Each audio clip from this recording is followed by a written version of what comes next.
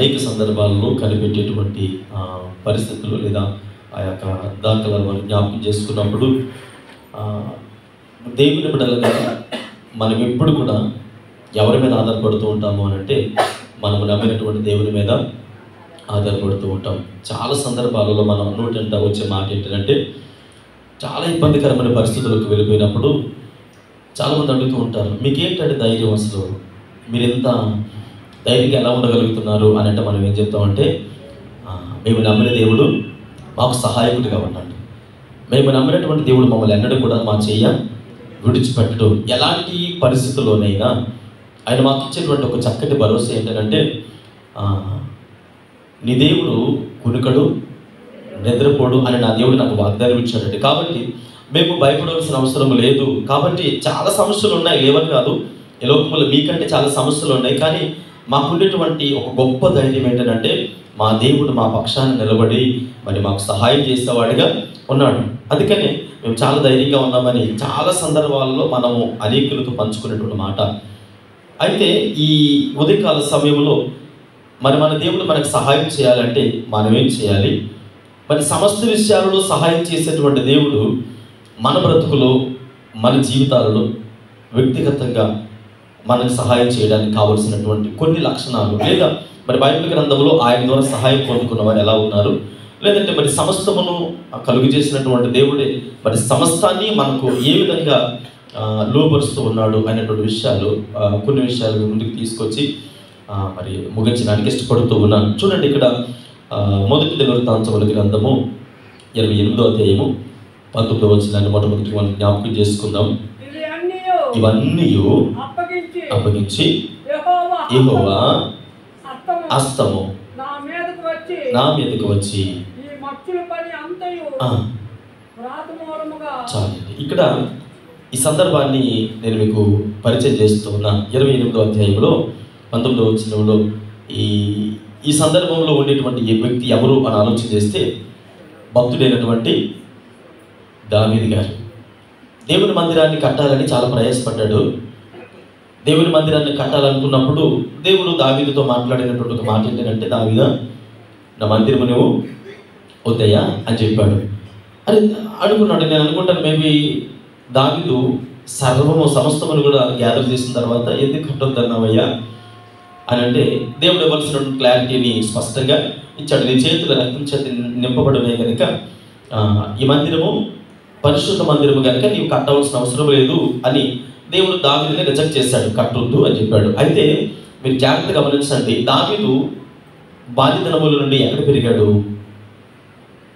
దావీదు బాల్యదినముల నుండి అంతఃపురంలో పెరిగాడా? అరణ్యంలో పెరిగాడు.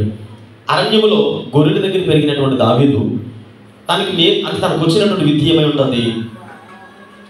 గొర్రెలు ఎలా మేపాలో, గొర్రె గర్భాన్ని ధరించిన తర్వాత అది ఏ విధంగా ఉంటుందో, లేదంటే ఎన్ని రోజులకి బిడ్డని ఇస్తుందో, అంటే ఇవన్నీ కూడా అంటే ఆ గొర్రెల కాపరి కనుక మంద యొక్క స్థితిగతి అవి మాత్రమే దావీదుకి తెలిసి ఉండాలి. కానీ ఇక్కడ మనం చదువుకున్న లేఖన భాగంలో ఒక చక్కటి స్పష్టత ఏమంటాడంటే, ఆయన దేవుని హస్తం నా మీదకి వచ్చినప్పుడు దేవుని మందిరానికి కావలసినటువంటి ఉపకరణాలు, దేవుని మందిరానికి కట్టలేదు కానీ ఇక్కడ మనం జ్ఞాపకం చేసుకున్నప్పుడు దేవుని మందిరంలో కొన్ని ఉపకరణాలు ఉన్నాయి. దీపవృక్షం కావచ్చు, దీపస్తంభం కావచ్చు, ఆ తర్వాత రొట్టెల వల్ల కావచ్చు, ఆ తర్వాత కెరూబులు, మరి అతి పరిశుద్ధ స్థలంలో ఉండేటువంటి మందసం యొక్క ఇవన్నీ కూడా దావీదు ఏ విధముగా తయారు చేసుకున్నాడు, దానికి కావాల్సినటువంటి బంగారం అంతా కూడా సమకూర్చిన తర్వాత ఇప్పుడు చూడండి, 19వ వచనం చదివితే ఆయన రీతిగా మాట్లాడుతూ ఉన్నారు. ఇవన్నీ అప్పగించి హస్తము నా మీదకు వచ్చి ఈ మచ్చుల పని అంతయు. ఇప్పుడు దావీదు నిజానికి ఆయన గొర్రెలు కాపరి, ఆయనకి ఈ పని అంతా కూడా తెలియదు. ఎలా వచ్చింది అని అంటే, దావీదు మనకి ఇచ్చేటువంటి వివరణ ఏంటంటే, అయ్యా, నా జ్ఞానం వలన, నా తెలివితేటల వలన, నాకున్నటువంటి రాజరికం వలన నేను చేయలేదు, కానీ దేవుని హస్తము నా మీదకి వచ్చింది కనుకనే ఈరోజు నేను దేవుని మందిరంలోనికి కావలసినటువంటి ఉపకరణములన్నీ కూడా నేను చేయగలిగాను. హల్లెలూయా. దేవుని బిడ్డలుగా చాలా సందర్భాలలో మన జీవితాల్లో ఉండేటువంటి చిన్న చిన్న అనుమానాలు ఏంటంటే, ఏమంటే మరి అంత చక్కగా వాక్యం చెప్తున్నారు కదా, నాకు ఒక అనుమానం ఉండేది. మహాత్మ తండ్రి గారు వాక్యం చెబుతూ ఉంటే చాలా ఆసక్తిగా చూసేవాడు. ఆయన వాక్యానికి నిలబడినప్పుడు ఆయన ఏం చదువుకోలేదు, 2 తరం చదువుకున్నాడు. ఆయన తాపి మేస్త్రిగా పనిచేసి దేవుని సేవా పిలుపుని అందుకొని చక్కగా పరిచయం చేస్తూ ఉంటే, ఆయన వాక్యం చెబుతూ ఉంటే ఒక పెన్ను పేపర్ పట్టుకొని ఆయన ముందు కూర్చునేవాడిని. ఆయన వాక్యం స్టార్ట్ చేసేదాన్ని ఇంకా ఆయన ముందే కూర్చున్నాడు. ఏ పని ఉండేది కాదు. అంటే ఏ పని ఉన్నా చేయాలనిపించేది కదా, అంత చక్కగా చెప్పేవాడు ఆయన. ఏ పెద్ద డిగ్రీలు చదువుకోలేదు. ఒకరోజు నేను అడిగాను, సరే మీరు ఇంత బాగా వాక్యం చెప్తారు కదా, మీరు ఎక్కడ నేర్చుకున్నారు? ఏ కాలేజ్కి వెళ్ళారు, ఎక్కడ నేర్చుకున్నారు, మీరు ఏం చదువుకున్నారంటే ఆయన టెస్టిమనీ చెప్పాడు. నేను ఒక తాపి మేస్త్రిని, పక్కా తాగుబోతుని. దేవుడు తన పిలుపునిచ్చి తన సేవకులను నన్ను పిలుచుకున్నాడు. దేవుని సన్నిధిలో విశ్వాసులకు వాక్యం అందించడానికి నేను దేవుని సన్నిధిలో ఆ వాక్యం చదివిన తర్వాత నా జ్ఞానం మీద నేను డిపెండ్ అవ్వను. దేవుని సన్నిధిలో ఆ వాక్యాన్ని పట్టుకుని మోకరించి ప్రార్థన చేస్తే దేవుడు ఇచ్చినటువంటి అనేక తలంపులని ఒక పేపర్ మీద తీసుకొని వచ్చి నేను మీ ముందు తెలియజేస్తాను తప్ప నా తెలివితేటలతో చెప్పిన మాటలు అయితే ఇవి కావు అని చెప్పినప్పుడు నేను నిజంగా సంతోషించాను. నిజమే, దేవుని సన్నిధిలో మన జ్ఞానమును మనం తెలివితేటలను ప్రదర్శించాలనుకున్నప్పుడు అది ఖచ్చితంగా అట్టర్ ఫ్లాప్ అవుద్ది. చాలా సందర్భాలలో చాలామంది దైవజనులు ఫెయిల్ అయ్యేటువంటి అనుభవాలు ఇవి. అలా కాకుండా దేవుని సన్నిధిలో వాక్యానుసారమైనటువంటి అనుభవం కలిగి ఎప్పుడైతే ఆయన పాదముల చెంతకి వెళ్ళి, మీరు గమనించండి, బలిపీఠం యొక్క కొలత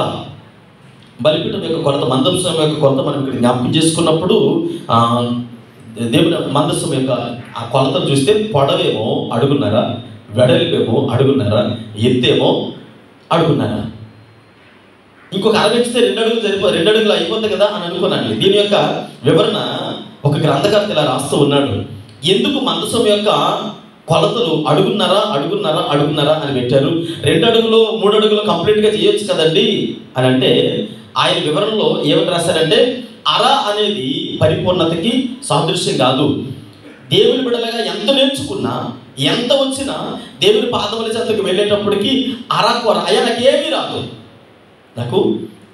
రాదయ్యా, ఇక నేను ఇప్పుడు నేర్చుకున్నటువంటి విద్యార్థిని అని ఎప్పుడైతే మనం ఆయన పాదముల చెంత కూర్చుంటామో, మందసము ముందు కూర్చున్నప్పుడు మందసం మనకు నేర్పించిన పాఠం ఏంటంటే, ఎంత నేర్చుకున్నా ఇంకా నేర్చుకునే వారమే, ఎవరు కూడా పరిపూర్ణులము కాదు. అందుకని 1.5 అంటే నాకు ఆ తర్వాత ఆ దైవజనుడు ఇచ్చినటువంటి వివరణను బట్టి ఆ పుస్తకం చదివినప్పుడు నిజమే కదా, మనం ఎంత చదువుకున్నా, ఎన్ని పుస్తకాలు ధ్యానించినా, మరి ఎన్ని డిగ్రీలు చేసినా దేవుని వాక్యం ముందుకు వచ్చేటప్పటికి ఇంకా కొరత అనేది మనకి కనబడుతూ ఉంటుంది. మీరు గమనించండి, ఎంతమంది దైవజనులు, ప్రపంచ ప్రఖ్యాతిగాంచినటువంటి దైవజనుడు వాక్యం చెప్పినా మనకి ఇంకా ఏదో ఒక ప్రశ్న మిగిలిపోయింది. అందుకని ఇక్కడ మనం జ్ఞాపకం చేసుకున్నప్పుడు దావీదు దేవుని సన్నిధిలో అంటూ ఉన్నాడు, ఇది నా తలంతులు కాదు, నా జ్ఞానము కాదు, ఏది కూడా కాదు, కానీ దేవుని హస్తము నా మీదకి వచ్చినందువలన నేను ఏం చేయగలిగాను, ఈ యొక్క ఉపకరణములన్నీ కూడా నేను పని పూర్తి చేయగలిగాను అని మాట్లాడుతూ ఉన్నట్టుగా దేవుని సేవకుడిగా మనం జ్ఞాపకం చేసుకుంటూ ఉన్నాం. ఎవరైతే నాకు అన్నీ తెలుసు అంటారు, ఏ దైవజనుడైనా పరిపూర్ణంగా నాకు అన్నీ తెలుసు అంటే ఖచ్చితంగా వాళ్ళు ఏదో ఒక అంటే ఒక మాటలు చెప్పాలంటే, ఇప్పుడు డ్రైవింగ్ స్కూల్స్ ఉంటాయి చూడండి, కార్లు డ్రైవింగ్ చేసేటప్పుడు ఆర్టీఓ ఇచ్చినటువంటి రిపోర్ట్ ఏంటంటే, ఆ రిపోర్ట్ ప్రకారంగా చూస్తే ఆర్టీఓ సంస్థ ఏమైనా రిపోర్ట్ ఇచ్చిందంటే, ఎల్బోర్డ్ పెట్టినటువంటి వెహికల్స్ ఎక్కడ కూడా ఎక్కువగా యాక్సిడెంట్ జరిగినట్టుగా లేదట. ఏ కారు మీద అయితే ఎల్బోర్డ్ ఉంటుందో, ఎందుకని వెనకత్తలు వచ్చే వెహికల్ వాడు ఏం చేస్తాడంటే, ఈ ఎల్బోర్డ్ ఉందనంటే ఖచ్చితంగా ఇతను కొత్తగా నేర్చుకుంటాడు కాబట్టి అతను ఏం ఇబ్బంది పెట్టడు, అలా సైడ్కి దిగి తన మార్గం తను వెళ్ళిపోతాడు. ఎదురుగా వచ్చేవాడు కూడా కొద్దిగా స్లో చేసి ఆ బండిని చూసిన తర్వాత సైడ్కి తప్పుకొని వెళ్ళిపోతాడు. ఎందుకని, ఎల్బోర్డ్ అంటే అతను ఇంకా లెర్నింగ్లో నేర్చుకుంటూ ఉన్నాడు కనుక తను ఇబ్బంది పెట్టడు. అలా కాకుండా హెవీ వెహికల్స్ ఉంటాయి, ఆ తర్వాత కొన్ని వెహికల్స్కి ఎల్బోర్డ్ ఉండదు. ప్రపంచంలో ఆర్టీఓ లెక్కల ప్రకారం చూసినట్లయితే ఎల్బోర్డ్ లేనటువంటి వెహికల్సే అధిక ప్రమాదాల సంఖ్యలో మొదటి స్థానంలో ఉందని ఆర్టీఓ ఒక రిపోర్టు ఇచ్చిందట. అంటే అన్నీ తెలుసు అన్నవాడు ఖచ్చితంగా ఎక్కడ పడతాడు, పబ్బులో కాలేస్తాడు. అయ్యా నాకు ఏది రాదయ్యా అని దేవుని పాదముల చెంతకు వెళ్ళినప్పుడు భక్తుడైన దావీదు దేవుని సన్నిధిలో నేర్చుకున్న అనుభవం. అయ్యా నాకు ఏది రాదయ్యా, దేవుని మందిరములో ఈ ప్రతిదీ కూడా బంగారంతో నిర్మించబడినటువంటి తయారు చేయబడినటువంటి ఉపకరణములన్నీ కూడా ఆయన తయారు చేసిన తర్వాత నిజానికి ఆయనకు గొర్రెలు కాపరి ఈ పని ఏది కూడా రాకపోయినా దేవుని సన్నిధిలో అన్ని తయారు చేసిన తర్వాత పని ముగించిన తర్వాత వచ్చి అంటాడు, ఇదిగో నా తలంతులు కాదు కానీ దేవుని హస్తము నా మీదకి వచ్చినంత వల్లనే ఈ పని నేను చేయగలిగాను అని మాట్లాడుతూ ఉన్నాడు. పిల్లలు, ఈ యొక్క ఉదయకాల సమయంలో దేవుని సన్నిధిలో మనం ఆయన పాదముల చెంత ఏ విధంగా కూర్చుంటూ ఉన్నాం, అయ్యా నాకు ఇది రాదయ్యా అని కూర్చోగలిగితే ఖచ్చితంగా దేవుడు మనతో మాట్లాడడానికి ఇష్టపడుతూ ఉన్నాడు. సమస్తమును సహాయం చేయగలిగిన దేవుడు ఆయన మాత్రం. ఈ లోకంలో ఏ ఒక్కరూ పరిపూర్ణంగా సహాయం చేయలేరు. ఎందుకు సహాయం చేయలేరు అంటే మనుషులకు అది సాధ్యము కాదు. కానీ దేవుని సన్నిధానంలో మనం జ్ఞాపకం చేసుకున్నప్పుడు ఇక్కడ చూడండి, ఒక మాట నేను మీకు జ్ఞాపకం చేయడానికి ఇష్టపడుతూ ఉన్నాను. చూడండి, హోషేయ గ్రంథము 11వ అధ్యాయము 3వ వచనములో చదివితే ఒక లేఖన భాగాన్ని మనం జ్ఞాపకం చేసుకున్నాం. హోషేయ గ్రంథము 11వ అధ్యాయము 3వ వచనములో ఈ రీతిగా రాయబడి ఉంది. హోషేయ గ్రంథము ఎఫ్రాయిము చదవండి.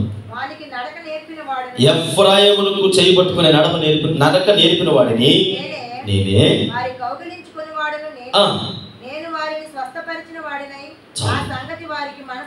చాలండి. ఇక్కడ చూడండి, కొంచెం పై వచ్చిన చదువుతూ ఉన్నాను. ఇశ్రాయేలు బాలుడై ఉండగా నేను అతని ఎడల ప్రేమ కలిగి నా కుమారుని ఐగుప్తు దేశముల నుండి పిలిచితిని.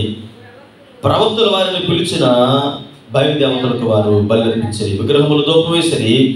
ఎఫ్రాయిమును చేపట్టుకొని, ఏ వయసులో దేవుడు పట్టుకున్నాడట ఎఫ్రాయిముని? బాల్యంలో పట్టుకున్నాడట. ఇప్పుడు చూడండి, మన తల్లిదండ్రులు ఏం చేస్తారంటే చిన్నపిల్లలుగా ఉన్నప్పుడు వాళ్ళకి నడక నేర్పిస్తూ ఉంటారు. ఎలా రెండు తప్పటడుగులేసి పడిపోతే మళ్ళీ దగ్గరికి వెళ్ళి చేయబట్టుకుని ఎలా నిలబడతారు, కొంచెం దూరంగా వెళ్ళి నిలబడతారు, రా అని చేయుతారు, మళ్ళా పిలుస్తారు. అంటే పడిపోయి మనం పడిపోతూ లేస్తూ ఉంటే వాళ్ళు ఏం చేస్తారంటే దగ్గరికి వచ్చి అరే పడిపోతున్నాడు కదా అని నడక నేర్పిస్తూ ఉంటారు.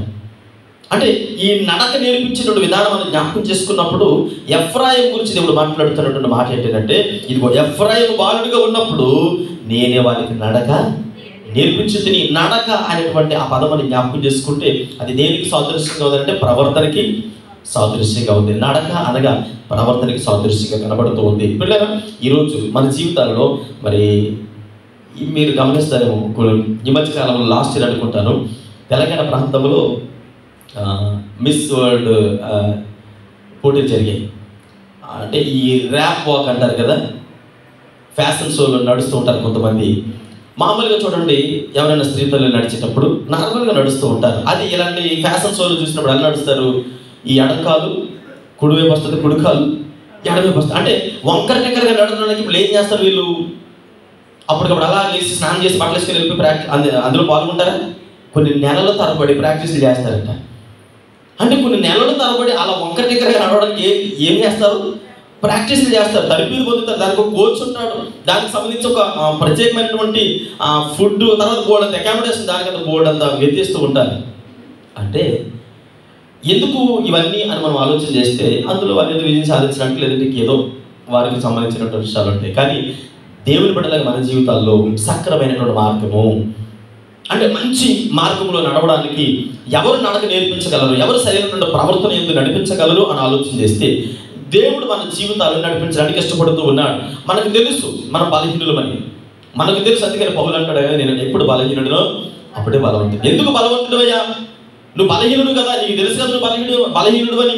నీకు లోపం ఉందని నీకు తెలుసు కదా, నీవు దేవుని సన్నిధిలో భక్తిహీనత కలిగి ఉన్నావు నీకు తెలుసు కదా అని. అంటే ఈరోజు దేవుని బిడ్డలుగా మనం నేర్చుకోవాల్సింది అంటే పాస్టర్ గారు భక్తిహీనతను ఎంకరేజ్ చేస్తూ ఉన్నారు, పాపాన్ని ఎంకరేజ్ చేస్తున్నారు, అది కాదు నా ఉద్దేశం. గమనించండి, మనం బలహీనులమే. ఒకరు చెప్పినా చెప్పకపోయినా ఏదో ఒక విషయంలో పడిపోయిన వారిని. అయితే వాక్యం మనకేం నేర్పిస్తుందనంటే బలహీనులు కనుకనే, మనకి శక్తి సరిపోదు కనుకనే ఆయన మనం చేయి పట్టుకుని నడిపించాలనుకుంటూ ఉన్నాడు.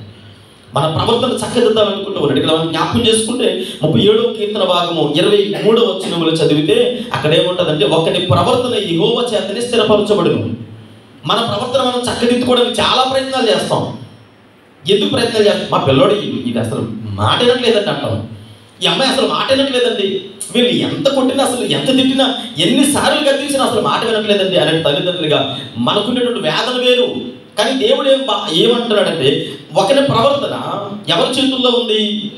యెహోవా స్థిరపరిస్తేనే అది స్థిరపడుతుంది తప్ప మనం ఇష్ట ప్రకారం మనం ఏదో ఏ విధంగా చేసినా వారి జీవితాలు స్థిరపరచబడవు. జ్ఞాపకం చేసుకోండి. ఈ సమయంలో మనం జ్ఞాపకం చేసుకున్నటువంటి అంశము ఎఫ్రాయిముకి మరి సరైనటువంటి నడకను, సరైనటువంటి ప్రవర్తన నేర్పించినటువంటి వ్యక్తులు ఎవరు అని ఆలోచన చేస్తే దేవుడు అంటూ ఉన్నాడు, ఎఫ్రాయిం బాల్యదనముల నుండి మరి చక్కటి నడకను నేర్పినటువంటి వాడు నేనే అని దేవుడు మాట్లాడుతున్నట్లుగా మనం జ్ఞాపకం చేసుకుంటూ ఉన్నాం. మనకు తెలుసు అనేక సందర్భాల్లో మనం పడిపోతున్నాం, లేస్తూ ఉన్నాం, పడిపోతున్నాం, లేస్తున్నాం. అయ్యా ఏం చేయాలి అర్థం కావడం లేదండి, చాలా ప్రయత్నాలు చేస్తున్నానంటే దేవుడు స్థిరపడాలని. అంటే అది స్థిరపరిచేవాడు దేవుడు కనుక ఆయన వైపు చూడాలి. ఆయన సహాయం కొరకు కోరినప్పుడు ఖచ్చితంగా దేవుడు మనకి సహాయం చేసేవాడుగా ఉన్నాడని దేవుడి సేవకుడిగా తెలియజేస్తూ ఉన్నాను. ఇప్పుడు ఇక్కడ మీరు జ్ఞాపకం చేసుకోండి, మొదటి దశలోనికి రాసినటువంటి పత్రిక, దశలోనిక సంఘముతో అపోస్తలుడైన పౌలు గారు ఈ రీతిగా మాట్లాడుతూ ఉన్నారు. మొదటి దశలోనికి రాసినటువంటి పత్రిక 4వ అధ్యాయం 9వ వచనంలో పౌలు గారు ఇలా మాట్లాడుతూ ఉన్నారు. చూడండి, సహోదర ప్రేమను గురించి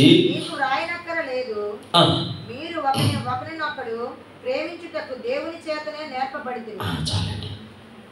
తల్లిదండ్రులుగా లేదంటే స్కూల్స్లోనో, కాలేజెస్లోనో, యూనివర్సిటీలోనో, లేదంటే మందిరంలోనూ చాలా సందర్భాల్లో దేవుడి సేవకులు మేము కూడా చాలా సందర్భాలు ఏమంటామంటే, ఇదిగో దేవుడు ఏమన్నాడు, పాత నిబంధన కాలంలో ఉన్న 10 ఆజ్ఞలు తీసుకొచ్చి క్రొత్త నిబంధనలు తీసుకొచ్చి ఇదిగో నీ దేవుడు యెహోవాను తర్వాత నిన్ను వలె ప్రేమించాలని చెప్పారు కదా అని ఇప్పుడు దేవుడి సేవకులుగా మేము బోధించినప్పటికీ దేవుడు మన జీవితాల్లో మన చేయి పట్టుకొని తన హస్తము మన మీద నుంచి తను నేర్పిస్తేనే సహోదరు ప్రేమ అనేది మన జీవితంలో నేర్చుకుంటామట. ఎలా వచ్చిందయ్యా, ఎలా ప్రేమించగలుగుతూ ఉన్నాం, ఏ విధంగా మనము మరి దేవుని ప్రేమను చూపించగలుగుతూ ఉన్నాం. చాలా సందర్భాల్లో అన్యుల దగ్గర నుంచి మనం వినే సాక్ష్యం ఏంటంటే, చాలా ఎగ్జాంపుల్స్ కూడా మీకు తెలుసు, చాలా ఎగ్జాంపుల్స్ ఉన్నాయి. ఏమంటే యేసుక్రీస్తు ప్రభువు వారిని ప్రేమించిన వారు మాత్రమే ప్రేమ చూపిస్తారండి. వాళ్ళు మాత్రమే ఎక్కువగా సమాజంలో ఈరోజు ప్రపంచంలో 100కి 99% సేవా దృక్పథం కలిగిన వారు ఎవరున్నారంటే, ఎక్కడో విదేశాల్లో వారు స్వతంత్రంగా చక్కగా లగ్జరీగా బ్రతకవలసినటువంటి లైఫ్ను వదిలిపెట్టి మన దేశాలు కావచ్చు, లేదంటే భయంకరమైనటువంటి కమ్యూనిస్ట్ దేశాలు కావచ్చు, ఇలాంటి దేశాలకి వెళ్ళి వారి ప్రాణాలను పణంగా పెట్టి సువార్త ప్రకటించి మరి వారి ప్రాణాలను త్యాగం చేసినటువంటి వ్యక్తులు చాలామంది ఉన్నారు. ఎందుకంటే మీరు విదేశాలు వెళ్ళి సేవ చేస్తూ ఉన్నారు, ఏమి భార్య పిల్లలతో మీరు హ్యాపీగా ఉండొచ్చు కదా. అమెరికా దేశం నుంచి వచ్చిన వారు, ఇంగ్లాండ్ నుంచి వచ్చిన వారు, ఇలా అనేక దేశాల నుంచి వారి యొక్క కుటుంబాలను, వారికి ఉన్నటువంటి ఆరోగ్యాన్ని విడిచిపెట్టి మన దేశం, మనందరికీ తెలిసినటువంటి సుపరిచితమైనటువంటి వ్యక్తులు విలియం కేరీ గారు ఎందుకు భారతదేశానికి రావాలి? తన దేశంలో లగ్జరీ లైఫ్ లీడ్ చేయగలిగినటువంటి ఒక చక్కటి ఎడ్యుకేటెడ్ ఆయన, కానీ మన దేశానికి వచ్చి భార్యని, పిల్లలని, ఆరోగ్యాన్ని, సమస్తాన్ని పోగొట్టుకొని నిందలు, అవమానాలు ఎందుకు ఎదుర్కొన్నాడు అని అంటే, క్రీస్తు ప్రేమ తను పొందుకున్నాడు కనుక దేవుని హస్తము తన మీద ఉంది. అందువల్లనే ఆయన లోకాన్ని అంటే ఈరోజు భారతదేశాన్ని ప్రేమించగలిగాడు కనుకనే ఈరోజు ఆయన ద్వారా భారతదేశము ఒక ఉన్నతమైనటువంటి అభివృద్ధి పొందినటువంటి దేశం అని చెప్పడంలో ఏ విధమైన అనుమానము లేదు. దేవుని బిడ్డలకు మాత్రమే ఇది సాధ్యము. అది ఎప్పుడు అని అంటే, మొట్టమొదటిగా దేవుని హస్తము మన మీద ఉండాలి. అప్పుడు మాత్రమే మనము అనేకులని, సహోదరుల్ని ప్రేమించగలము, మన వారిని మరి అనేకులను అర్థం చేసుకోగలమని దేవుని సేవకుడిగా తెలియజేస్తూ ఉన్నాను. ఇప్పుడు ఇక్కడ మీరు జ్ఞాపకం చేసుకోండి, చాలా సందర్భాల్లో మనకుండేటువంటి పరిస్థితులు ఏమండి, సంఘంలో చాలామంది ఉన్నారు కదా. మన సంఘంలో ఇప్పుడు ఇక్కడ ఉన్న వారందరూ ఎవరైనా సంఘానికి చెందిన వారు ఎవరైనా అంటే, మీరు అర్థం చేసుకుంటారని ఎగ్జాంపుల్ తెలియజేస్తున్నా, ఎవరైనా చనిపోయారు. ఫర్ ఎగ్జాంపుల్ నేనే చనిపోయాను అనుకోండి. ఇప్పుడు ఉన్న పాటన ఇలా ఇక్కడ చనిపోతే అందరూ నవ్వుకుని వెళ్ళిపోతారా, ఏడుస్తారా? ఎందుకు ఆడవాలి? మీకు నాకు ఉన్నటువంటి ఆ రిలేషన్ ఏంటి? మాదేదో ఊరు, నేను అసలు మీ రిలేటివ్ కాదు, కానీ ఎందుకు అరే అని ఆడవలసినటువంటి సందర్భం ఏంటి? ఈరోజు విశ్వాసులుగా స్థిరమైన సమాజంలో ఉన్నారు. ఎవరైనా ఒక గృహస్థురానికి బాగోలేకపోతే అక్కడికి వెళ్తారు. అక్కడికి వెళ్ళిన తర్వాత ఆవిడ హాస్పిటల్లో ఉందో లేదంటే వేరే ఏదో బాధతో బాధపడుతున్నప్పుడు అక్కడికి వెళ్ళగానే వీళ్ళు అక్కడికి వెళ్ళి నవ్వుతూ రారు, గుండెల్లో పుట్టులో దుఃఖంతో వస్తారు. ఎందుకు వస్తారు తెలుసా? ఇంటికి వచ్చిన తర్వాత వారితో మాట్లాడినప్పుడు వాళ్ళు ఏం చెప్తారంటే, ఏమంటే ఆవిడ చనిపోవడానికి సిద్ధంగా ఉంది, ఏం చేయాలి అర్థం కావట్లేదు, నా చేతులు మ్యాక్సిమం ప్రార్థన చేస్తూ ఉన్నాం కానీ ఏం అర్థం కావట్లేదు అంటే మనకి ఏ రిలేషన్ ఉండదు. మనకున్న రిలేషన్ ఒకటి, యేసుక్రీస్తు ప్రభువుల రక్తంలో కడగబడ్డాం, ఒక సంఘముగా పిలువబడుతున్న కుటుంబంగా ఉన్నాము కనుక, అంటే క్రీస్తు హస్తము మన మీద ఉన్నందువలన ఆ ప్రేమ మనకి. అంతే తప్ప అదే రోడ్డు మీద వెళ్తూ ఉందని అనుకోండి, ఎవరో ఎక్కడ చచ్చిపోయారు అనుకుంటే వెళ్ళిపోతాం. ఎందుకని పెద్దగా పట్టించుకోం. అదే ఒక దేవుని బిడ్డలో వారికి ఉండేటువంటి హృదయ సెన్సిటివ్నెస్ అంటారు కదా, మనం చూడగానే వెంటనే కరిగిపోతాం. అది దేవుడు మన మీద ఉంచినటువంటి ఆ హస్తము. ఆ హస్తము మన మీద ఉన్నందువలన, అందుకని పౌలు గారు అంటారు తెస్సలోనికీ సంఘంతో, సహోదరులారా మీకు నేను పెద్దగా నేర్పించాల్సిన అవసరం లేదు. ఎందుకంటే మీరు మీ సహోదరు ప్రేమను ఎవరు నేర్పించారు మీకు అని అంటే దేవుడే నేర్పించాడు మీకు. దేవుడు నేర్పించాడు కనుకనే ఈరోజు మీరు ఎలా ఉన్నారు అని అంటే దేవుని ప్రేమను పంచేవారిగా ఉన్నారని అపోస్తలుడైన పౌలు గారు మాట్లాడుతున్నట్లుగా మనము చూడగలుగుతూ ఉన్నాము. పిల్లలు ఇక్కడ మనము మరొక విషయాన్ని జ్ఞాపకం చేసుకుందాం. పిల్లల ప్రేమ, దేవుని ప్రేమ, ఆయన హస్తం మన మీద ఉన్నప్పుడు ఎలా ఉంటుంది అంటే శత్రువునైనా సరే ప్రేమించగలుగుతూ ఉంటాం. మీకు తెలుసు దేవుని ప్రేమ ఎలా ఉంటుంది అంటే ఇంకొక క్షణంలో ప్రాణం పోతున్న సందర్భంలో, ప్రాణాలు పోతాయి అన్న చోట దేవుడు హస్తం తోడుగా ఉంటే వారే ఎవరైతే ప్రాణం చేయాలనుకున్నారో వారే ప్రాణం నిలబెడతారు. మీకు తెలుసు ఐగుప్తులో హెబ్రీలు ఎవరు కూడా బ్రతకూడదు, హెబ్రీ పిల్లలు ఎవరు కూడా బ్రతకూడదు, అందరిని చంపేయాలని ఫరో ఒక ఆజ్ఞ జారీ చేశాడు. ఆజ్ఞ జారీ చేస్తే పాపం ఎక్కువ బ్రతికలు కొన్ని దినాలు దాచి జమ్ము పెట్టులో పెట్టి వదిలిపెట్టేశారు. అంతే, ఇంకా అయిపోయింది, వీడికి నాకు రుణం తీరిపోయిందని వదిలిపెట్టేస్తే నైలు నదిలో కొట్టుకొని వెళ్తూ ఉంటే ఆవిడ చక్కగా ఒక యువరాణి గారు స్నానం చేస్తూ అన్ని చూడగానే, ఇప్పుడు ఈ పిల్లవాడు ఎవరికి తెలుసు ఆవిడకి, ఏ పిల్లవాడు చూడగానే హెబ్రీ పిల్లవాడని వెంటనే గుర్తుపట్టగలిగింది. చరిత్రకారులు తెలియజేస్తారు, హెబ్రీ పిల్లలు తెల్లగా ఉంటారట. నేను ఈ వాక్యం ప్రిపేర్ అవుతున్నప్పుడు చాలాసేపు నవ్వుకున్నాను. నేను ఎందుకు నవ్వుకున్నానంటే హెబ్రీ పిల్లలు వెంటనే గుర్తుపట్టగలిగింది, తెల్లగా ఉంటారు. ఐగుప్తీయులందరూ కూడా, అందుకనే పరమగీతాల్లో సొలొమోను ఐగుప్తు నుంచి తీసుకొచ్చినటువంటి సహోదరి గురించి, అంటే తను ఇష్టపడుతున్నటువంటి ఆ స్త్రీ గురించి ఏమంటాడంటే, ఇదిగో ఆమె అంటది, నేను నల్లని దానిని నన్ను తృణీకి, అంటే నేను నల్లని దానిని నువ్వు నన్ను తక్కువ చేసి వస్తున్నావేమో అంటే సొలొమోను ఆమెనే ఇష్టపడ్డాడు. ఎందుకంటే నువ్వు నల్లని దానిని తృణీకరించడం లేదు అని సొలొమోను ఆమె కోసం ఎన్ని కవిత్వాలు రాసినాడు, ఎన్ని పరమగీతాలంతా ఆమె గురించే ఉంటుంది. అంటే హెబ్రీ పిల్లవాడిని గుర్తెరిగి కూడా వెంటనే వాడిని తీసుకొని వచ్చి వాళ్ళ డాడీ ముందు పెట్టింది. ఈడెవడు హెబ్రీ పిల్లవాడు. ఇప్పుడు రాజు ఫరో చూసిన వెంటనే ఆ కుర్రోడిని ఏం చేయాలి, ఆ బాబుని ఏం చేయాలా, చంపేయాలి. కానీ ఫరో అంటాడు పెంచుకుందాం అన్నాడు.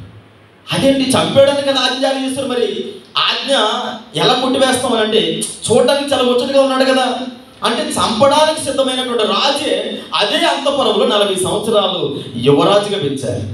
దేవుని ప్రేమ ఏ చోట అయితే ఉంటుందో, ఆయన హస్తం ఎవరి మీద అయితే ఉంటుందో, ఈరోజు నీ ప్రేమ ఎలా ఉంటుంది అంటే ఆ క్షణం నీ ప్రాణం పోద్దనుకున్నా సరే దేవుని హస్తం తోడుగా ఉంటే ఆ క్షణం దేవుడిని జీవం, నీ ప్రాణాన్ని నిలబెట్టేవాడు. ఎందుకంటే జీవం ఆయన చేతుల్లోనే ఉంది.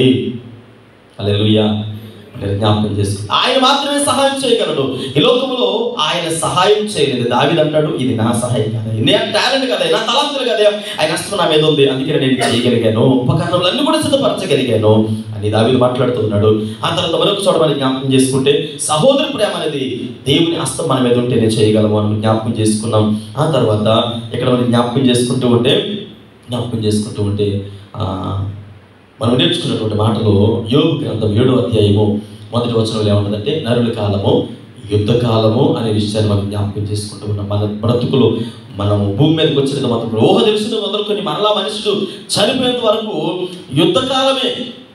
ఎందుకు యుద్ధకాలమయ్యా అంటే మనము రేపటి నుంచి కత్తులు కటార్లు పట్టుకుని బయలుదేరాలా అని అంటే ఇక్కడ 144 కీర్తన భాగంలో 1-2 చరణాలు చదివితే అక్కడ ఏమన్నదంటే, యుద్ధము పోరాటము నేర్పిన వాడు నా చేతులకి, యుద్ధమును నవరేళ్ళకి పోరాట పటమును నేర్పిన వాడు దేవుడే అని దావీదు ప్రార్థన చేస్తూ ఉన్నాడు. అదేంటయ్యా, యుద్ధాన్ని పోరాటాన్ని దేవుడిని అర్పడం ఏంటి అని అంటే, ఈరోజు మన బ్రతుకు దినాలన్నీ కూడా భక్తులని యోగు గారు అంటారు, ఇదిగో మనుష్యుడు భూమి మీద ఉన్నంత కాలము యుద్ధకాలమే, సమస్యలైనటువంటి యుద్ధము, ఇంట్లో మరి అనేక రకాల ఆర్థిక ఇబ్బందులు అయినటువంటి యుద్ధం, రకరకాల పోరాటాలతో పెరిగిలాటంతో కుటుంబం కొనసాగుతూ ఉంటుంది. ఏం చేయాలి అర్థం కాని పరిస్థితి.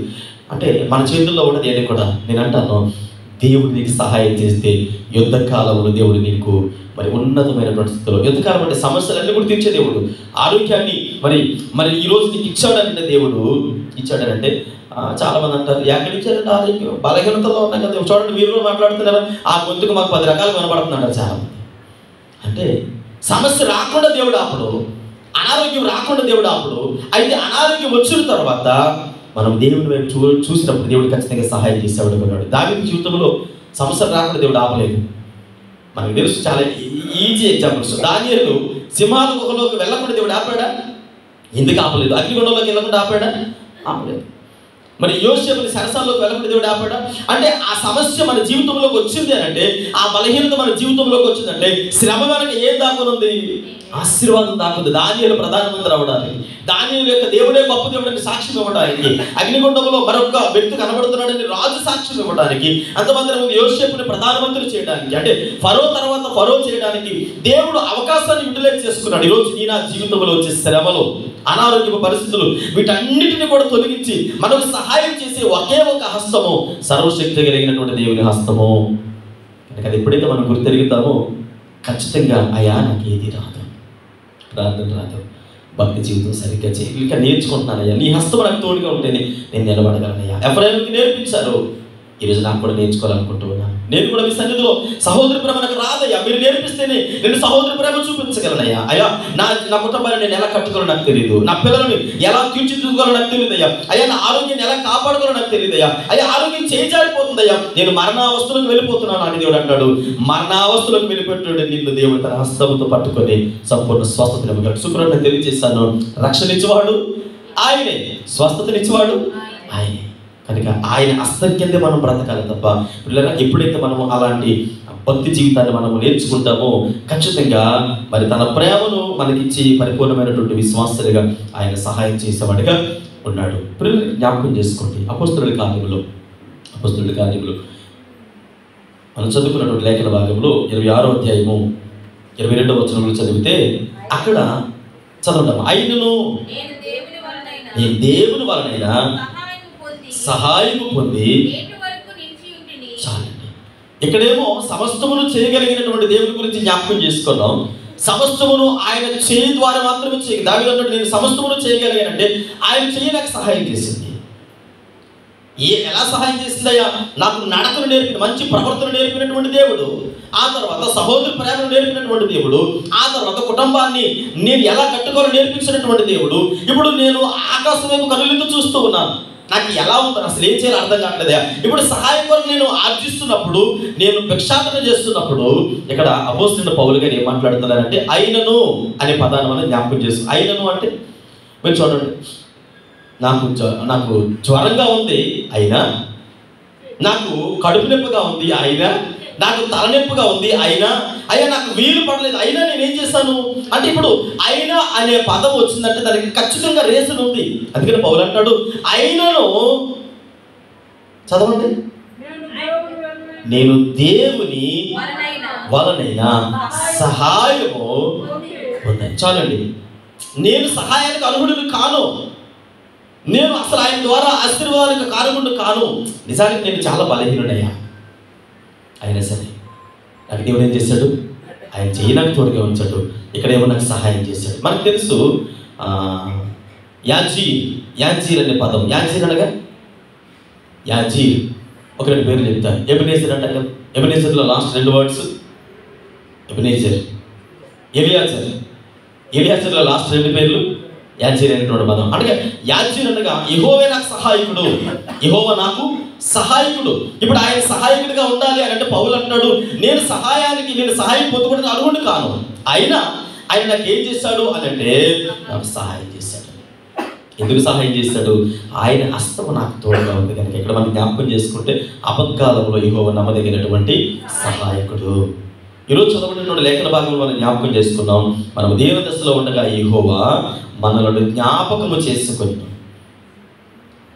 ఇప్పుడు ఆపత్కాలంలో మనం ఉన్నాం, ఆ తర్వాత దీన దశలో ఉన్నాం. మనుషులు చాలా సందర్భాలు ఏమంటారంటే నేనున్నాననే విషయం మర్చిపోకను. అర్థమైందా? కాగితో కబురు పెడితే నీకు అంటారు. సరే ఈవిడేమనుకుంటుందండి, పాపం మా అక్క నాకు కాగితో కబురెట్టమంది, కాగిదాకా ఎందుకని చెప్పేసి 20,000 రూపాయలు సెలవు కొనుక్కున్నాను కదా అని శుభ్రంగా ఫోన్ చేస్తా, అక్క అర్జెంటుగా సాయంత్రం మీ మరిది 10,000 కట్టాలా అని. కానీ ఎంత పని చేసా చెల్లి, ఒక్క 10 నిమిషాల ముందు నువ్వు ఫోన్ చేస్తుంటే 10,000 కన్నా 50,000 రూపాయలు ఇచ్చేదాన్ని నేను. ఇప్పుడే పట్టుకెళ్ళిపోయాడు మీ బావ డోకరా కట్టడానికి. కాగిదాన్ని కాదు కదా, కనీసం అంటే ఇచ్చిన మాట, మనుషుడు ఇచ్చే మాట ఎలా ఉంటుందంటే నీటి మీద రాతల లాంటిది. కానీ దేవుడు ఏమంటాడంటే సహాయానికి పౌలు అర్హుడు కాదు, కానీ పౌలు అంటాడు నేను అర్హుడు కానయ్యా, అయినను యెహోవా అంటే దేవుడు నాకు సహాయకుడిగా ఉన్నాడు, ఇక్కడ ఆయన హస్తం నాకు తోడుగా ఉంది అని మాట్లాడుతూ ఉన్నాడు. పిల్లరా, ఈరోజు మన జీవితాలలో ఆయన చేయి మన మీద ఉంది కనుకనే ఈరోజు ఇలా ఉండగలుగుతున్నాం. రెండవది, ఆయన సహాయం మనకి పరిపూర్ణంగా అందాలి. నిజానికి బైబిల్ గ్రంథంలో కొన్ని లేఖన భాగాలు మనం జ్ఞాపకం చేసుకుంటే, ద్వితీయోపదేశ కాండము 33వ అధ్యాయము 29వ వచనంలో చదివితే, ద్వితీయోపదేశ కాండము 33వ అధ్యాయము 29వ వచనంలో మోషే గారి ద్వారా దేవుడు ఇలా మాట్లాడుతూ ఉన్నాడు. ఇశ్రాయేలు, నీ భాగ్యము ఎంత గొప్పది, యెహోవా రక్షించని నిన్ను పోలిన వారెవరు, ఆయన నీకు చాలండి. ఇప్పుడు కేడము అనగా ఇప్పుడు దేవుడు సహాయకుడిగా ఉన్నాడు. ఆ సహాయానికి ఎవరి పేరు పెడుతున్నాడంటే దేవుడు మోసే ద్వారా ఇశ్రాయేలు ప్రజలతో మాట్లాడుతూ ఉన్నాడు. ఇశ్రాయేలు, నీ భాగ్యం ఎంత గొప్పదయ్యా. ఈరోజు ఇక్కడ కూర్చుని మనందరితో దేవుడు మాట్లాడుతున్నాడు, మీ భాగ్యం ఎంత గొప్పదో. ఎందుకంటే ఆయన చెయ్యి మీ మీద ఉంది కనుక మీరేం చేయగలుగుతూ ఉన్నారు అని అంటే, దేవుని సన్నిధిలో మంచి ప్రవర్తన నేర్చుకుంటూ ఉన్నాం, ఒక మంచి నడవడికలో ఉంటూ ఉన్నాం. అంత మాత్రమే కాదు, సహోదర ప్రేమ కలిగి ఉంటూ ఉన్నాం. మూడోది, మనం జ్ఞాపకం చేసుకుని మన కుటుంబాలను మనం కట్టుకోగలుగుతూ ఉన్నాం. అయితే ఇప్పుడు కట్టుకోగలుగుతున్నానయ్యా, కొన్ని సందర్భాల్లో ఫెయిల్ అయిపోతూ ఉన్నాను. మరి ఏం చేయాలి అని అంటే, పౌలు మాట్లాడినట్టుగా మనము సహాయానికి అర్హులు కాదు, కానీ దేవుడిని అడిగితే దేవుడు ఖచ్చితంగా సహాయం చేస్తాడు. ఎందుకని ఆపత్కాలంలో ఆయన నమ్మకదగిన సహాయకుడు కనుక, మనం దేవుని దృష్టిలో ఉన్నప్పుడు మనల్ని జ్ఞాపకం చేసుకునే దేవుడు కనుక ఆయన వైపు చూసి, అయ్యా నేను వైపు చూస్తూ ఉన్నాను కదా, నేను నీ కుమార్తెనన్నావు కుమారుడునన్నావు అని ఆయన వైపు అర్జిస్తే, ఇప్పుడు అంటాడు, ఇశ్రాయేలు, నీ భాగ్యం ఎంత గొప్పదో తెలుసా, నీ గురించి నేను విన్నానయ్యా. ఇప్పుడు దైవజనుల ద్వారా దేవుడు మాట్లాడుతున్నాడు ఇశ్రాయేలు ప్రజల దగ్గరికి వచ్చి. వాళ్ళు చూసి అంటారు, ఏంటయ్యా మా భాగ్యం ఏం గొప్పదయ్యా, ఏమో బోర్డు 2 సంవత్సరాలు కాళ్ళు అరిగిపోయి నడుచుకుని వస్తున్నాం కదా, ఏంటి తిప్పలు మాకు బోర్డు సమస్యలు అయ్యా, ఎక్కడున్న మనశ్శాంతి లేని జీవితాన్ని అనుభవిస్తున్నాం అంటే దేవుడు అంటాడు, అదేం కాదు. శత్రువుడి మీదకి వచ్చినప్పుడు ఆయన నీకు సహాయం చేసే విధానం ఏంటంటే, ఇదిగో నీ మీదకి శత్రువు ఆయుధాన్ని వదులుతూ ఉన్నాడు. వదిలినప్పుడు ఆయన సహాయకుడు ఎలా మాట్లాడుతున్నాడంటే, ఆయన ఒక డాలుగా లేదా కేడుముగా నీ చేతుల్లోకి వస్తూ ఉన్నాడు. ఇప్పుడు శత్రువు ఒక బల్యాన్ని విసురుతున్నప్పుడు ఆ బల్యము మనకు తగలకుండా చేతులు పట్టుకున్నటువంటి డాల్ ఏదైతే ఉందో, దాని బల్యం కేడుము ఏదైతే ఉందో, ఆ బల్యముని కేడుమని పిలుస్తూ ఉన్నాం. ఆ కేడు ఇలా పట్టుకోగానే అది మనుషుడు తయారు చేసింది అయితే పగిలిపోద్ది, కానీ దేవుడే డాలుగా మరి కేడుముగా మన ముందు నిలబడుతూ ఉన్నాడు. అందుకని ఇశ్రాయేలు, నీ భాగ్యము ఎంత గొప్పది, ఆయన కేడుముగా ఉన్నాడు. ఆయనకేంటి భయము? ఈరోజు దేవుని బిడ్డలుగా మనకి చాలా రకాల భయాలు ఉన్నాయి. నా పిల్లల భవిష్యత్తు ఏంటో, నా ఆరోగ్య పరిస్థితి ఏంటో, నా ఆర్థిక పరిస్థితులు ఏంటో, కుటుంబ పరిస్థితి ఏంటో, రాబోయే దినాలలో ఏ విధంగా నడిపించాలో అని అంటే, ఈరోజు రాబోయే దినాలు చాలా భయంకరమైన దినాలండి. ఏమంటే పోటీతత్వంలో ఉన్నామండి, చాలా కాంపిటేటివ్ ప్రపంచంలో ఉన్నాం. ఎలా అండి అని అంటే నేను అంటాను, నీ ముందు ఎవరున్నారు కేడుముగా, ఆశ్రయం దొరకముగా, కేడుముగా ఇంకొక గొప్ప ధైర్యంగా దేవుడు నిలబడితే, అందుకని పౌలు అంటాడు, ఆయనే మన పక్షంగా ఉండగా ఇంకేంటంటే మనకు భయం. ఆయన మన ముందు నిలబడ్డాడు. ఒకవేళ మనుషుడైతే ఏమంటాడంటే చాలా సందర్భాల్లో, అమ్మో, ఒక ఉదాహరణ మీకు తెలియజేస్తాను. ఇశ్రాయేలు ప్రజలకు మొదటి రాజుగా ఉన్నటువంటి సౌలు గారు ఎంత ఇటు అక్కడ బైబిల్లో ఏమిటి రాయబడిందంటే, సౌలు ఎత్తరి అని రాయబడింది. ఎత్తరి అంటే షార్టెడ్ అంటే పొట్టిగా ఉన్నాడని, ఎత్తరి అంటే అక్కడ ఉన్న వారందరిలో బాగా ఎత్తుగా ఉన్నవాడని. ఇప్పుడు ఇంత ఎత్తరి సైన్యానికి పెట్టిన ఫుడ్ చాలా డిఫరెంట్గా ఉంటుంది. వాళ్ళకి మళ్ళీ గింజన్నాలు, ఆ తర్వాత ఉప్మాలు ఇలాంటివి పెట్టరు. వాళ్ళకి చాలా పటిష్టమైనటువంటి ఫుడ్, బలమైనటువంటి ఆహారం ఇస్తూ ఉంటారు. బాడీ ఫుల్ ఎక్సర్సైజ్తో ఉంటుంది. అందుకని ఎక్కడో పేగలా తినేసి ఎక్కడో పడుకుని సైన్యంలోకి తీసుకోరు, కథల మెదడు తీసుకోరు. వాళ్ళు చాలా చురుకుదనంతో ఉంటారు. సైనికుడు అనగానే చాలా అంటే చురుకుదనం అంటే ఒక మండలం చాలా యాక్టివ్గా ఉంటారు. ఇప్పుడు సైన్యంలో ఉన్న వారందరూ కూడా సౌలుతో కలిపి మిగతా వారందరూ కూడా ఎలా ఉన్నారు అని అంటే చాలా బలమైన వారు ఉన్నారు. వీళ్ళు అనుకున్నారు, గొలియాతు తోడుగానే 6 మూరల జానడు, అరే మనం అనుకున్న మనకంటే బలంగా ఉన్నట్టు అనుకున్నారు. ఇప్పుడు యుద్ధానికి వెళ్ళాలని అక్కడికి వచ్చిన తర్వాత అందరూ చూస్తూ ఉన్నారు. ఏం చేయాలి అర్థం కావడం లేదు. అర్థం కాకపోతే ఇప్పుడు అందరూ చూస్తూ ఉన్నారు. గుడారాలకి దాక్కున్న వాళ్ళు కొంతమంది అయితే ఏం చేయాలి అర్థం కాక తింటూ ఉన్నారు. చక్కగా అన్ని బాదపప్పు అని, జీడిపప్పు అని, ఆ కాలంలో ఏ పప్పు దొరికితే పప్పు తింటారు. బాగా బలమైన ఆహారం తినేసి శుభ్రంగా గుడారాల్లో ఉన్నారు. ఒక పిల్లడు వచ్చాడు. ఒక పిల్లడు రాగానే నేను వెళ్తాను. అరే అసలు మా హైట్ ఏంటో, మా పర్సనాలిటీ ఏంటో ఎప్పుడైనా చూసావా? యుద్ధం అంటే ఏంటనుకున్నావు? అసలు నేను యుద్ధం నుంచి రిజెక్ట్ చేయడానికి కారణం ఏంటనుకున్నావు? నువ్వు చూస్తే పిల్లోడు బలహీనంగా ఉన్నావు. అసలు యుద్ధానికి వెళ్ళేవాడు చాలా పటిష్టమైనటువంటి ఆరోగ్యాన్ని కలిగి ఉండాలి. యుద్ధ శౌర్యం అంటే రోషం కలిగిన వాడే ఉండాలి. తను బల్లి విసిరితే ఆవిడ ద్వారా పడే అంత బలం కలిగి ఉండాలి. ఇప్పుడు సౌలు చూసావా? ఆ తర్వాత ఇదిగో మీ ఇద్దరు అన్నదమ్ములు చూడు ఎలా ఉన్నారో, గుద్దితే గోడ బద్దలయ్యేలా ఉన్నారు అని అంటే అవేమీ నాకు తెలియదు. అవేమీ నాకు తెలియదు. నేను నేర్చుకున్నటువంటివి మీరు మనుషుల దగ్గర నేర్చుకున్నారు, కానీ నేను ఎవరి దగ్గర నేర్చుకున్నాను? దేవుని దగ్గర నేర్చుకున్నాను. దేవుని దగ్గర నేర్చుకున్నాము కనుక నేను అంటాను, మీకు అర్థమైనటువంటి విధానం చెప్తాను. లోకస్తులకు భయము శ్రమలు అంటే, లోకస్తులకు భయము అనేక ఇబ్బందులు అంటే, లోకస్తులకు భయం మరణం అంటే, దేవుని బిడ్డలుగా మనకు ఉన్నటువంటి ధైర్యం ఏంటంటే మనము మరణించిన దేవుని దగ్గరికి వెళ్తాం, బ్రతుకున్న దేవుని సహాయాన్ని పొందుకున్నాం. అలాంటి ఒక చక్కటి నిరీక్షణ కలిగిన బిడ్డలుగా ఉండాలి. వచ్చాను వద్దయాలు వద్దు అంటే, లేదు నేను వెళ్తాను అన్నాడు. అంతే. సరే సౌలు అన్నాడు, సరే పోతే ఒకడు పోతాడు, గెలిస్తే మనందరం జెండా ఎగరేద్దాం అనుకున్నాడు. సరే మొత్తానికి అవి తొడుగుతూ ఉంటే చూడండి, నాన్నగారి ప్యాంట్ 5 సంవత్సరాల పిల్లవాడు వేసుకుంటే ఎలా ఉంటుందో జబ్బులు బొబ్బులా ఉంటుంది. అలాంటి షర్ట్ వేసుకుంటే దావిదంటే మనకు సెట్ అవ్వలేదండి, ఈ సెట్ సార్ లూచుకునేవన్నీ మనకు వద్దంటే ఒకటి వేసుకోరండి. ఆయన కనీసం అక్కడి దగ్గర వెళ్ళాలి. ఎవరు అనుకున్నావు? అసలు మేమే భయపడుతున్నాడు. ఎందుకు భయపడుతుంటే అది మనకు సెట్ అవ్వదు. నా నేర్పడతాను వేరు, నాకు విద్య నేర్పించిన గురువు వేరయ్యా, మీరు నేర్చుకున్న గురువులు వేరు, నేను నేర్చుకున్న గురువు వేరు. ఎందుకంటే నా గురువు పరలోకం వద్దన్నాడు. కర్రట్టుకున్నాడు, రాళ్ళు ఎరుతూ ఉన్నాడు, ఒడిసులు పట్టుకుంటే అసలు ఏమనుకుంటున్నావు? అసలు మేము కంటికి పిచ్చోళ్ళ కనపడుతున్నావా? అసలు అని చూసావా? చూస్తేనే గుండె ఆగిపోయేలాగా ఉంది. నువ్వేం ఒడిసులు పట్టుకుంటున్నావు, రాళ్ళు ఎరుతున్నావు, అసలు మతిపోయిందంటే నవ్వుతూ ఉన్నాడు. మీ కోచ్ వేరు, నా కోచ్ దేవుని బిడ్డలు ఈ భరోసా అనుకుంటా.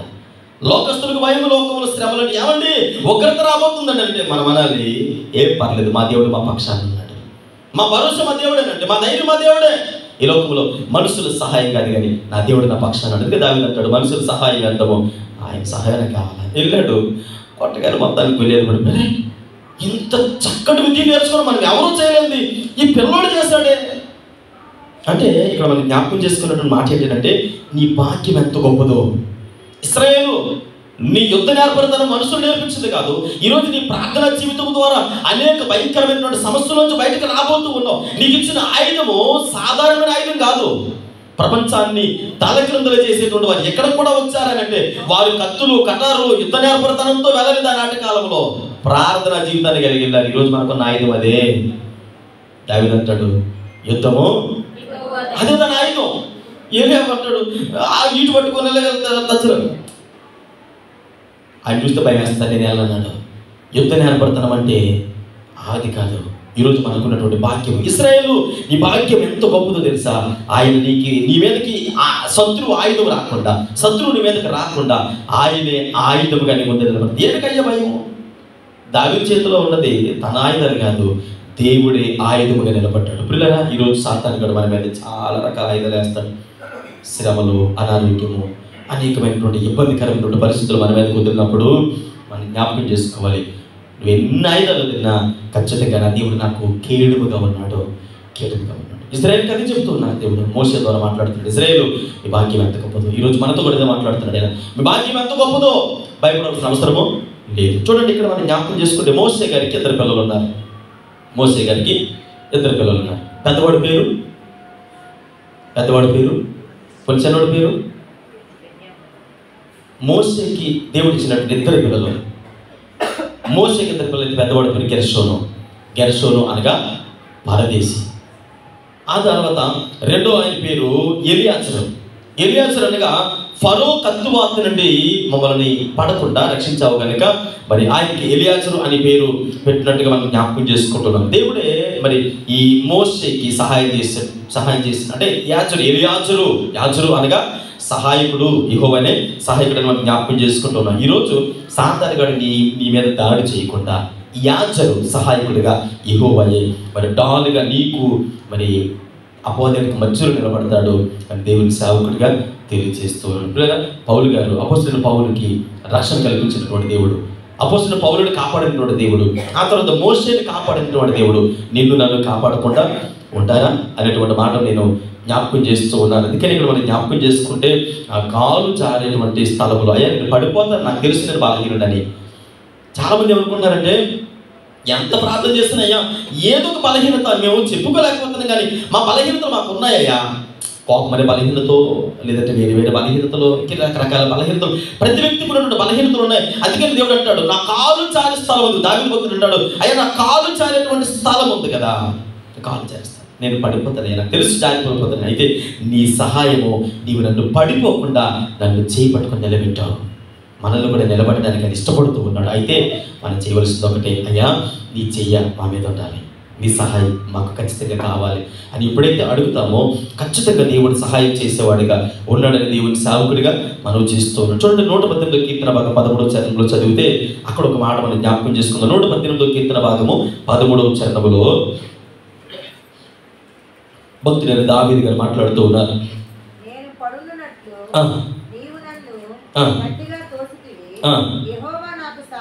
చాలండి, ఈరోజు మనం ఎంత ప్రార్థన జీవితం కొనసాగిస్తూ ఉన్నా, ఎంత భక్తి జీవితంలో నిలకడగా ఉండాలని ప్రయత్నాలు చేస్తూ ఉన్నా, మీరు జాగ్రత్తగా గమనించండి.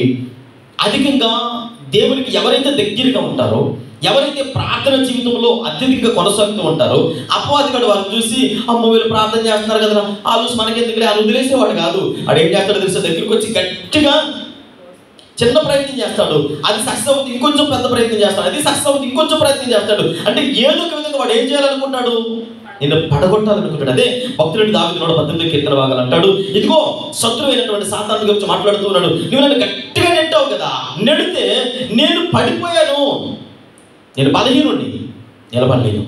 ఆ సందర్భంలో ఏమైంది తెలుసా, దేవుడు నన్ను నిలబెట్టాడు, దేవుడు నన్ను పట్టుకున్నాడు పడిపోకుండా. ఈరోజు మనలో పట్టుకున్నటువంటి దేవుడు ఆయన కనుక ఖచ్చితంగా దేవుని సన్నిధిలో మరి పౌలు గారికి సహాయం చేసినటువంటి దేవుడు మనకు కూడా సహాయం చేయడానికి ఆయన సంశుద్ధిగా ఉన్నాడని దేవుని సేవకుడిగా తెలియజేస్తున్నప్పుడు ఈ మాట జ్ఞాపకం చేసుకుందాం. చూడండి, అపోస్తలుడి కార్యములు 26వ అధ్యాయము 15వ వచనం నుండి మనం చదువుకుంటే, అపోస్తలుడి కార్యములు 26వ అధ్యాయము 15వ వచనం నుండి చదవడం. అప్పుడు నేను ప్రభువా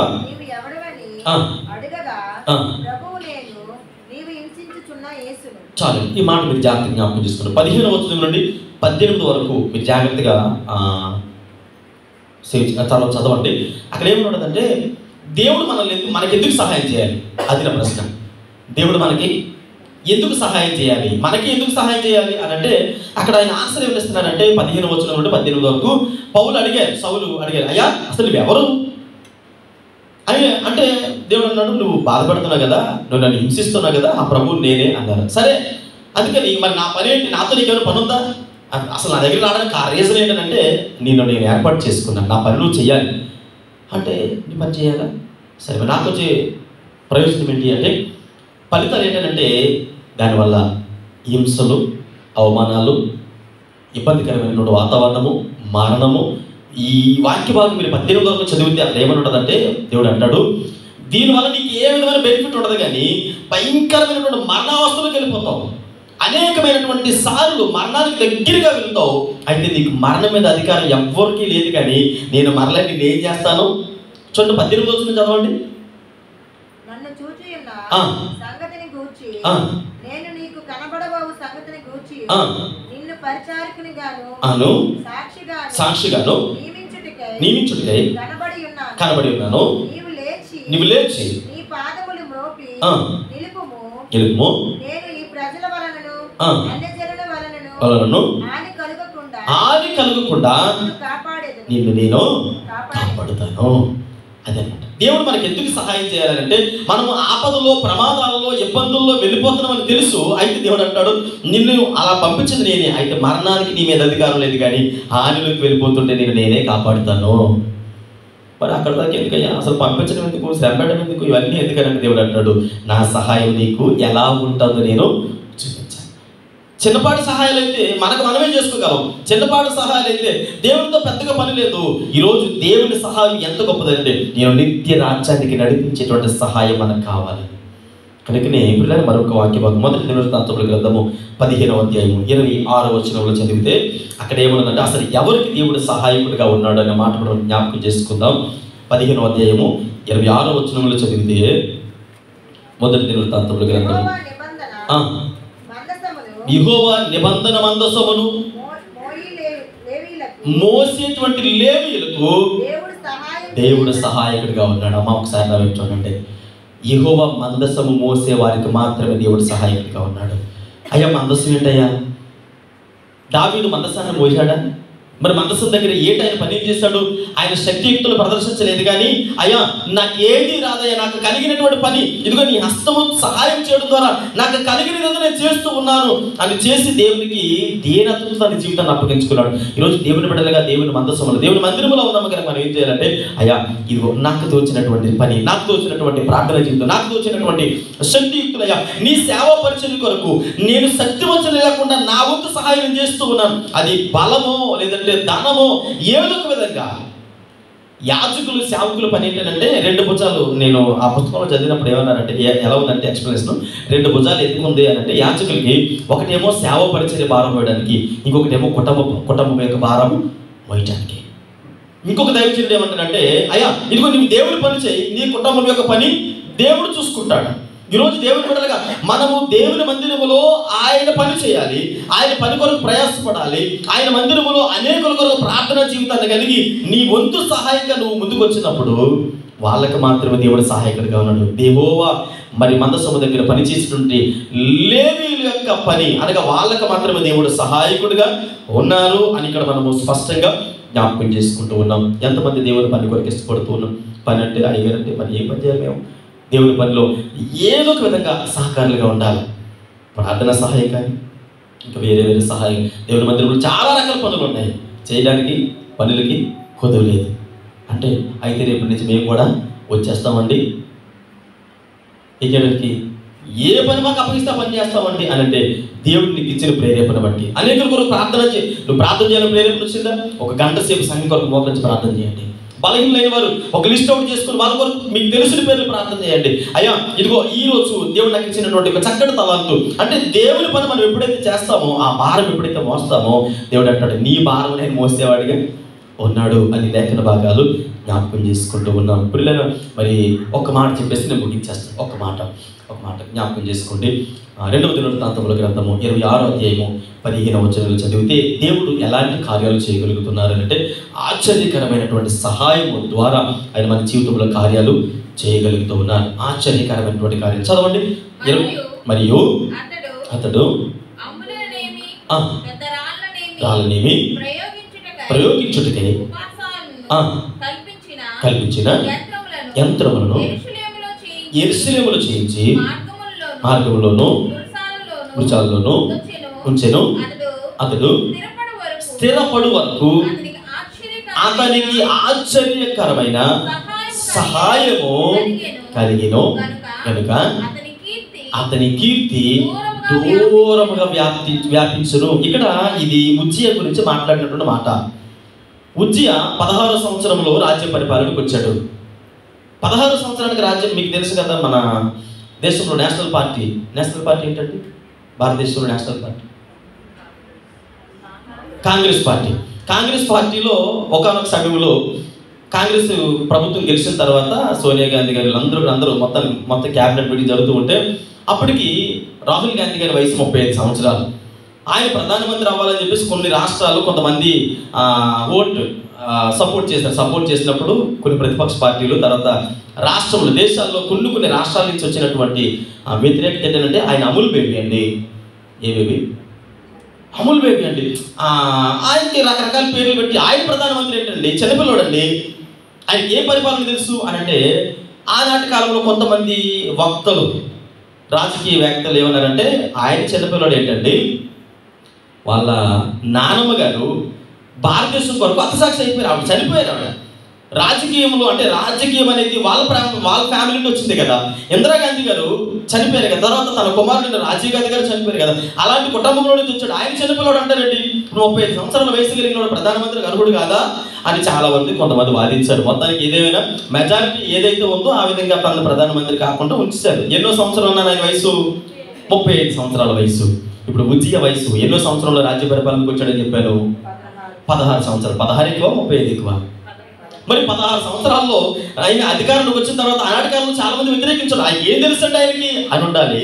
కానీ 16 సంవత్సరాల వయసు రాజ్యానికి వచ్చిన తర్వాత 52 సంవత్సరాలు ఇజ్రాయెల్ ప్రజలు పరిపాలించాడట. ఎలా పరిపాలించగలిగాడయ్యా అంటే, నేను మొదటిగా తెలియజేసినట్లుగా దేవుని హస్తము తన మీద ఉంది. అంత మాత్రమే కాదు, ఆయన సహాయం తనకు తోడుగా ఉందంట. ఎలా ఏం చేయాలో తెలియదు ఉజ్జియాకి, ఎలా నడుచుకోవాలో తెలియదు. అయితే ఇక్కడ మనం చదువుకునే లేఖన భాగంలో ఏమన్నదంటే, ఇదిగో ఆశ్చర్యకరమైనటువంటి సహాయమును దేవుడు ఉజ్జియాకి తోడుగా ఉంచాడు కనుక ఆయన పేరు దూర ప్రాంతం వ్యాప్తి చెందింది. ఈరోజు మన కుటుంబాల్లో ఆశీర్వాదాలు మనకు దూరంగా ఉన్నాయి, దీవులు మనకు దూరంగా ఉన్నాయి.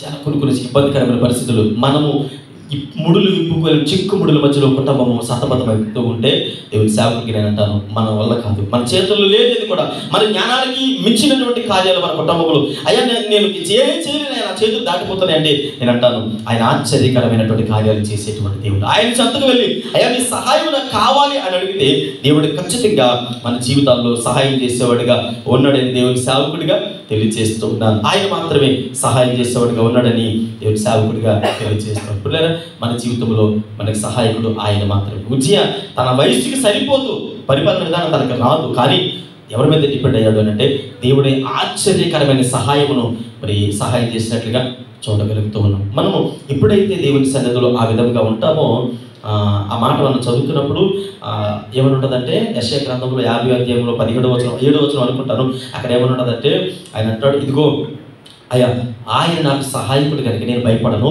నా ముఖమును చెక్కుముకి రాయి వలె చేసుకున్నాను. చెక్కుముకి రాయి అంటే తెలుసా?